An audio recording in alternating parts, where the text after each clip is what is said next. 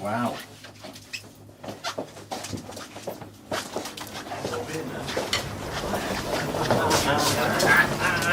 Yes! Come on!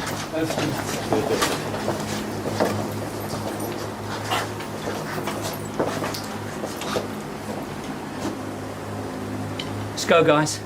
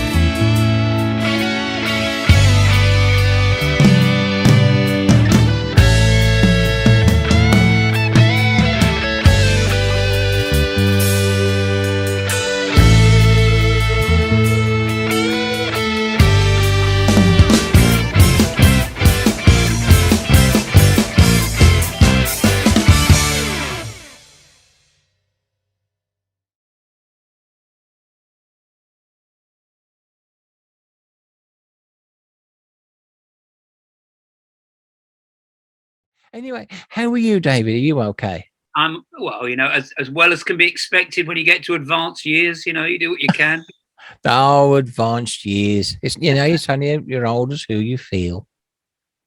Yeah, yes, indeed. And sometimes you get up in the morning, and things ache that didn't ache 10 years ago or 5 years ago. Oh, tell me about it.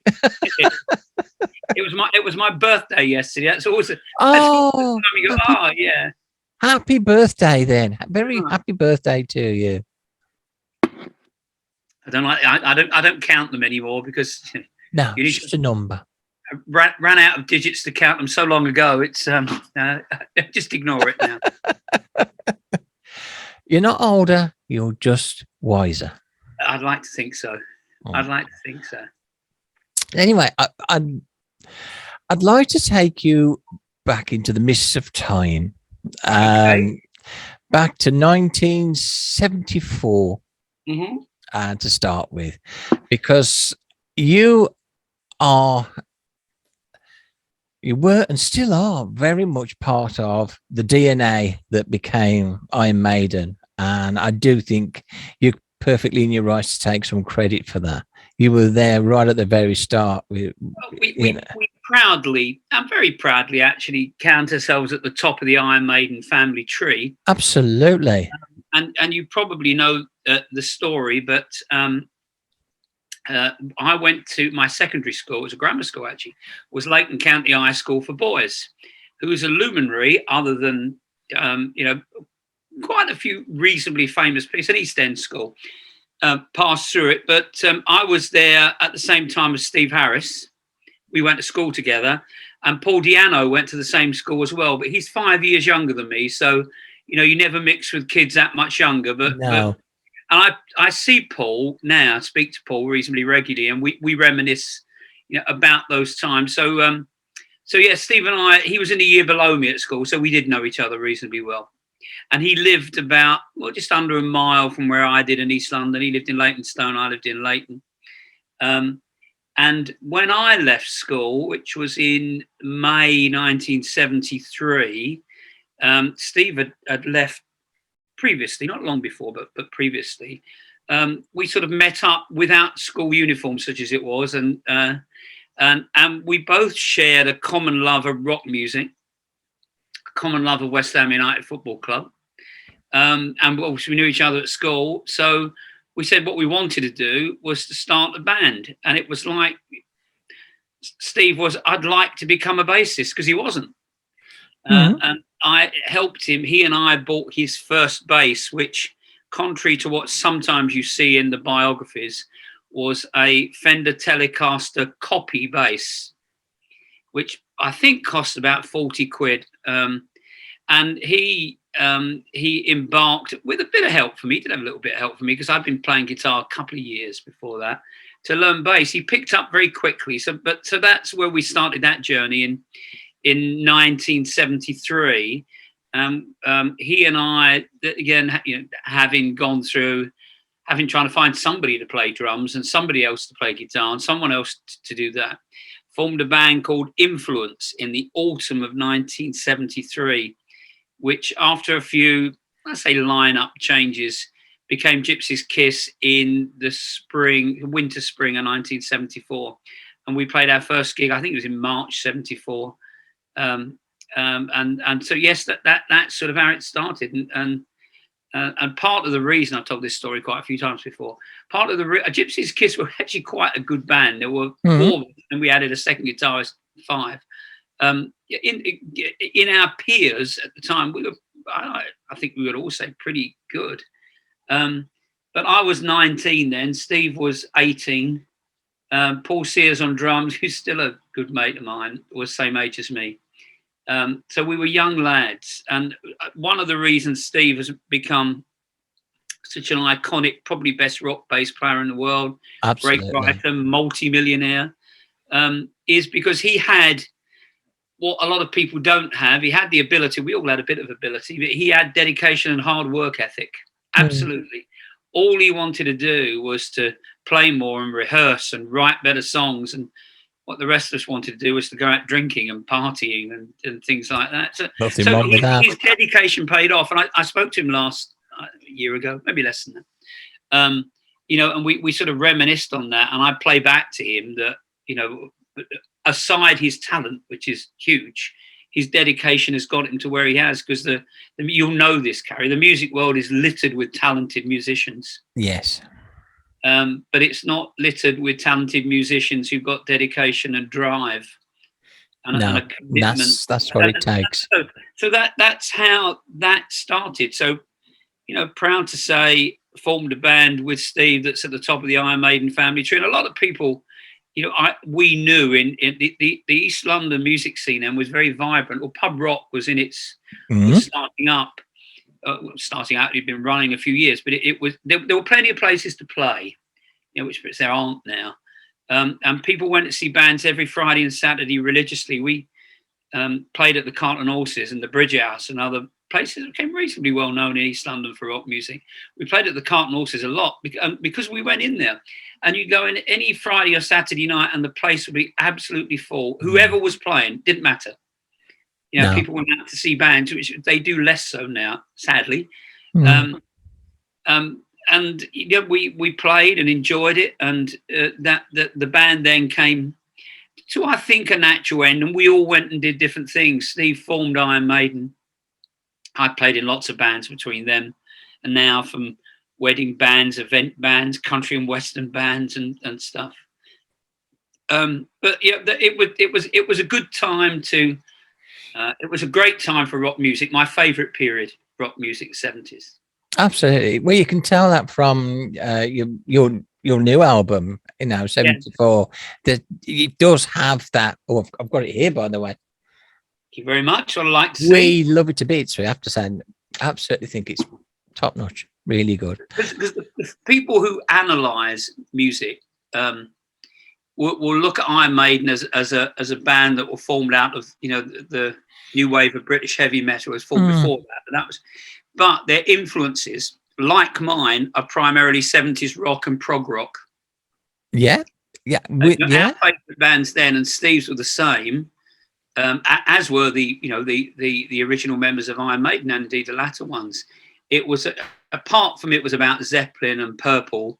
It was as much about Jethro Tull, Genesis, Wishbone Ash. Those were the influences of that era of band, and certainly the stuff that we write and produce. I think you can hear prog things in it. I certainly can. It was the it was the intention, but so's Maiden stuff. I still hear lots of that influence in there. I mean, even from the early stuff like Ides of March. If that's not a prog song, I don't know what is. Yeah, and the now triple guitar Iron Maiden, but had always been in their earlyish heyday. The twin guitar Iron Maiden was primarily based around Wishbone Ash. That was the band we copied.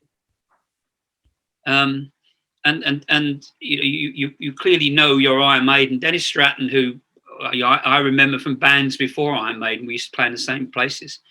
Those were his influences as well. And Paul Di'Anno would say that exactly the same.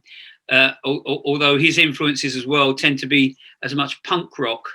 Yeah, the things that slowed, sort of the heavy metal and rock. Over the years of the late 70s. But that's where Paul came from. That's his heartland, was punk rock. Which is what kind of Paul. There was a push-pull going on, wasn't there, really? Because Paul really wanted to take it further, because punk was very much in vogue at the time. But Steve's always been more, I mean, it's ever more evident now with the last few Iron Maiden albums. They've gone even more progressive than previously before. So it's obvious where his heart lies, and yours for that matter. Yeah, well, very much so. So that's... That's sort of our backdrop, and as 48 years on, and all of us are still about in one shape or form. And as I say, I spoke to Steve on the phone just at the tail end of last year, sort of when we were coming out of lockdown and playing again, and he was about to tour with British Line, I think, but he had, to be honest, he hasn't changed. No. And neither is Paul, and neither is Dennis, and neither of others. They're still the same people. I think that's what makes Iron Maiden such a globally loved band. Yeah, yeah. They're You know, real. it was almost like, you know, there are ups and downs in every band, but I always associate Iron Maiden as a beer drinking early pub rock band that's gone to megastar and who writes good songs, who like their fans. Yeah, absolutely. You know, and you'd have seen hundreds and hundreds of bands, I'm sure, and some big ones than that. And you meet some of the people in them, and they're nothing like as nice as you might like them to be. But you know, the Iron Maiden guys always are, always meet their fans. You know, always got nice things to say, always pose for photos. But more about you, though. Right? Yeah. What floats your boat musically now? Well, because there's lots of influences on 74. I mean, there's all kinds. There are, ironically, there's some Deep Purple influences on there. Well, it's definitely some Deep Purple influences in there. I think there's some definitely Wishbone Ash influence in there.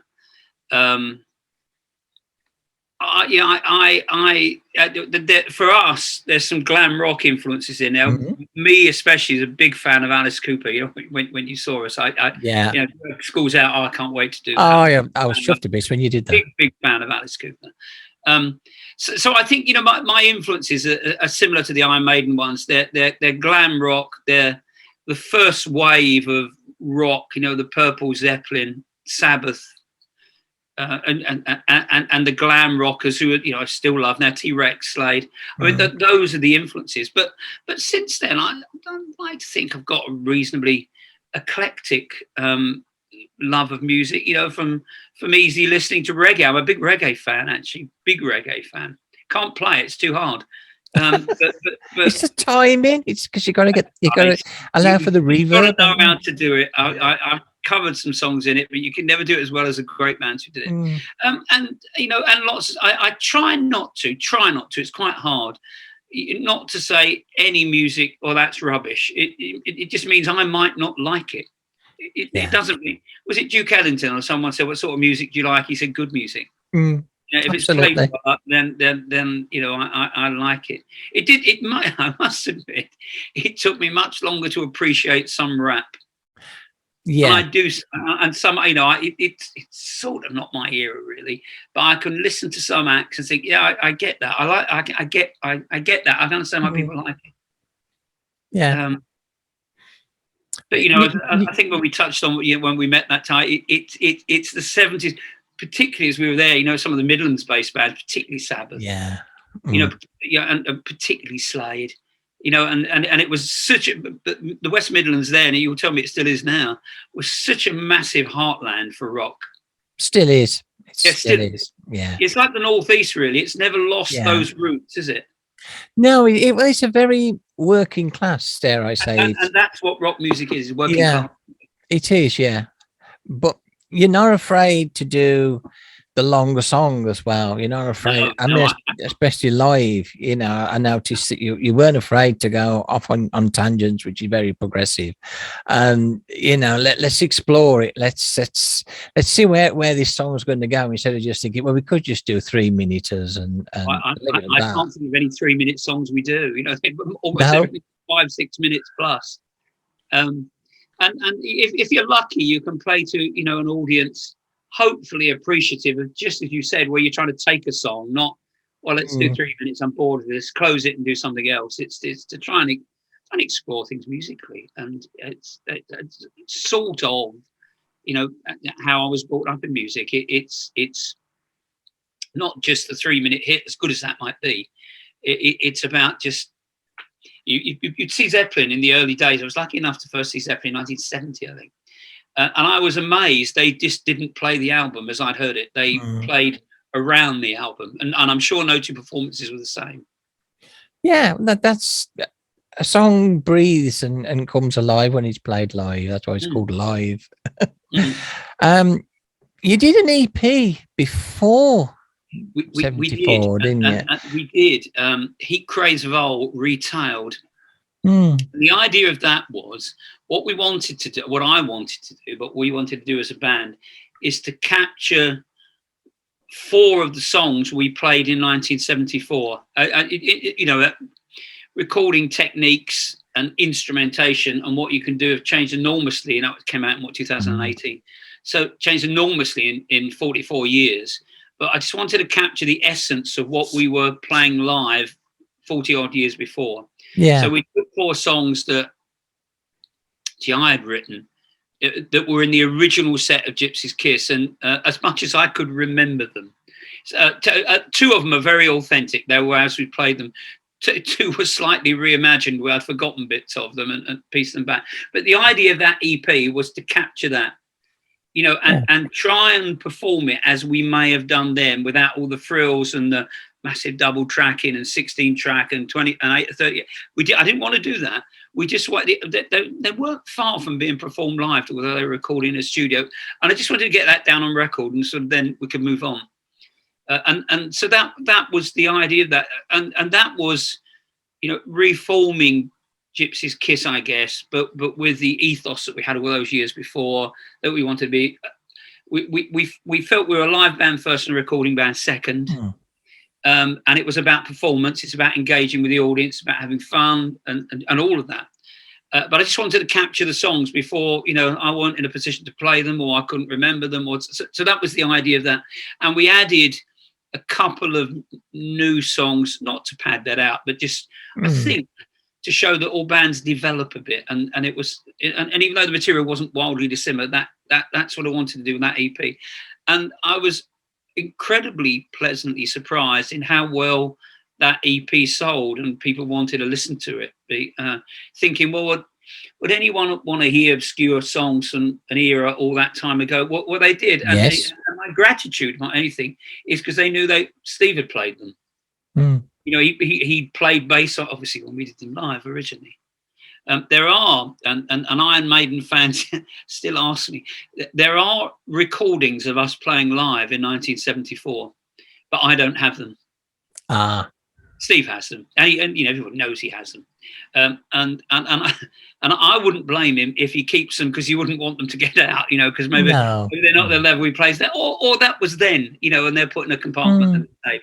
So there are some recordings that only I'd be as interested to hear them now as, you know. Well, at least, you know, they're there, they exist, and they're sort of there, but they're there in your own mind anyway. You can relive them anytime you want. So that was the purpose of the first EP, you know, not enough material, I felt, to and I didn't entirely expect we'd do anything after that. I just wanted to get those recorded. But, you know, the early gigs we did went so well in terms of the take up, you know, primarily, but not exclusively amongst Iron Maiden fans, that we decided to just have a go at it a bit longer. And we started writing and then recording, you know, amidst the pandemic, the 74 album, which took us a year and a half to record, but it was done over about 8 days. But that, you know, they weren't sequential, because we were what we were able to do and not do in that period was was in a political direction. But we were, you know, and I'm very glad that you like it, and glad so many other people bought it. And like, we got fantastic reviews, in, you know, really good reviews. You know, some I couldn't have written better myself. So I think that it's sort of moved on significantly from what I wanted to reimagine from the sort of 74 material, and for what we used to do.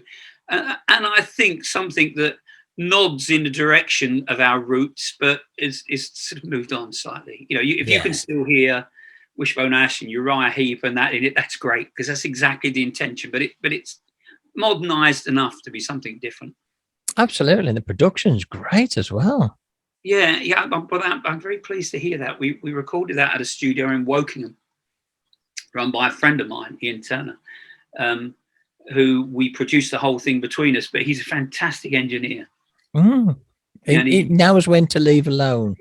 That's exactly right. I think that's as important on good albums, is because if it was left to me, I've done recordings that I've just produced and mixed myself, and I sort of become very Phil Spector in that recording, where I just chuck as much of it in as I can, and that's not the way to do it. What you leave out is as important as what you put in. Absolutely. Yes, kiddies. We all know you with your sliders going up and up and up. Yeah. It's about the bits. It's about the gaps. It's you spoke to Terry Wockham, who's a really good. Oh, he's Terry's a lovely guy, and he's probably one of my favourite guitarists to listen to. You know, he really is, and it's because he leaves gaps. We have the same sort of influences in guitarists and music, and it's the gaps he leaves in his guitar playing that makes it so special. It's that Gilmour space. Yeah, and Paul Kossoff's space to me as well. It's absolutely. Just, you know, it's enough to make it great, but not too much to make you think there's too much, that it's too overloaded with sound. But yeah, great. But yeah, so really pleased with that album, and we're slightly behind, but just starting on the process of writing. And the idea is to record the next one probably in the spring of next year and get it out for next summer. Oh, that would be great. You're sticking with the same band, or you're going to? Yeah. And if someone's had enough and leaves, but no, it's no, the same band. We're playing at Cornwall Rocks this weekend. Yeah. And then we're in Poland a couple of weeks after that, which is another. Eastern Europe is a fantastic hotbed of rock music. You know. And really boy, do they love Iron Maiden in Poland. So yeah, same lineup. Most of the material now is written by Jonathan Morley, one of the other guitarists, and I. And as you do with bands that record, everybody chips in, and you know that's good. And just try and develop it a bit. What we weren't able to do with 74, and had there not been a pandemic, would have done, is to write the material, gig it, improve it, and then bring it back to the studio. So we didn't get a chance to do that. So hopefully we can this time. Well, hopefully all that nonsense is now behind us, and you can do the album the way that you want to do it. Yeah. So that's the plan anyway. And we've got some festivals and decent gigs booked up for next year, so we'll see how it goes. I'm sure everyone is just going to lap it up. We're not in a hurry to change our brand of music because we sort of quite like it, and people want to listen to it. You know, that we'll keep playing it until people say I don't want to listen to it anymore, and then we won't. It's great rock. So what's not to like? Well, there's nothing. You know, you are clearly a girl that loves rock, and that's yes. And if you love rock music, you know it sort of gets in your heart, doesn't it? And it does. It certainly does. I mean, I've been since I was tiny. So, and my husband's a absolute dyed-in-the-wool metalhead as well. So, is he really? So, what's your favourite band, Carrie? What's I'm going to hear my husband groan now because my favourite band of all time is Winger. Did you hear that? Did you hear that? I heard that groan. I assume that's John. Not his. Yeah, he's up now. Set him off now. Set him off now. But someone for posterity, what's his? He's a massive Motorhead fan. Well, what a good lad he is then. Yeah. There's not much difference used to be between Motorhead and Winger, but that and Pink Floyd, that's my second favourite band. Mine too. I definitely up there. I first saw Floyd in 71, January 71, and they were touring Medal, but were playing the Dark Side of the Moon. And I just, you spoke about great guitarists who leave space. You know, Gilmour is just a phenomenal guitarist. He is. He's mesmerising to watch. Yeah, and the sound is. I was thinking about great guitarists is they create something that people can replicate, but only they can play it. You know, people can copy Gilmour. People can copy anybody if they're talented enough. Many people copy Gilmour and make it sound good, but they don't make it sound like him. No, not at all. But I'm very much Pink Floyd, and as I said, in the 70s, it was the same for Steve and the rest of the band. And it was Genesis and Jethro Tull too. Yeah. And you hear that with the different time signatures. Yeah. Thinking about some on some aren't, but you know, yeah. Yeah. Well, when an album was a performance, not just a selection of tracks. That's right. You've got to listen to the whole album, and a skill that a lot of people lack these days, which is a real shame because in many ways, for good reasons, because it brings music out to people. Spotify and Amazon Music and streaming is a great thing, because you don't have to spend your hard-earned Saturday money or something on an album. You can just stream. The irritating thing about it is, this is me being very old now, Carrie, bands put albums together in an order, and that's the order they want you to listen them to, because that's the development of that. And that's gone now, because people just skip tracks, don't hear some, or they have a playlist and they dot around on it. Not that that's a bad thing, but even in a small way, that album is meant to be listened in the order that it's there. That's right. Yeah, because of the you've already worked out the pacing. Yeah. Oh well, they'll live and learn. I mean, vinyl's already come back, and cassettes are on the way back as well. So soon be 8-track. Oh, yeah. You have to be at a certain age, don't you, to remember 8-track? Yes, unfortunately, sound around, didn't it? It was like a really good sound. They were amazing. I mean, I'm plugging for it. I'm plugging away. I'm on an 8-track revival. That and VHS. Yeah, well, we get Betamax as well. While we're on, let's just go for Betamax. And it's been fantastic talking to you, my love. Great to meet you, and thanks for coming along. And we'll play to 500 people on Saturday, but to play to 500 people, glad to hear it. You do have to do that. I see every gig, whether you've got 10 people there, or whether you've got hundreds there or thousands there, as we've had, it doesn't matter.